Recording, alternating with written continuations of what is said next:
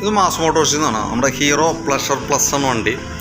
അതിൻ്റെ താക്കോലിനകത്ത് കുട്ടികളാരോ ഈർക്കിളി തള്ളി കയറ്റി അതിൻ്റെ ഉള്ളിലേക്ക് വെച്ചു. അപ്പോൾ അതുകൊണ്ടെന്ന് വെച്ചാൽ താക്കോൽ അതിൻ്റെ ഉള്ളിലേക്ക് ഫുള്ളായിട്ട് ഇറങ്ങി പോവുകയില്ല, ഐറ്റം ഓണാവുകയില്ല.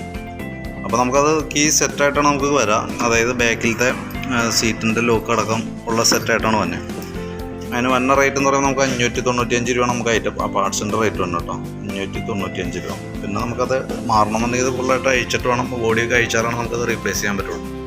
അപ്പോൾ അതിൻ്റെ സർവീസ് ചാർജും വരും. അപ്പോൾ ഞാൻ അതിൻ്റെ ഒരു ബിൽ എമൗണ്ട് ഡീറ്റെയിൽസ് വാട്സാപ്പിലേക്ക് ഒന്ന് സെൻഡ് ചെയ്ത് തരാം. വർക്ക് കംപ്ലീറ്റ് ആയിട്ടുണ്ട്.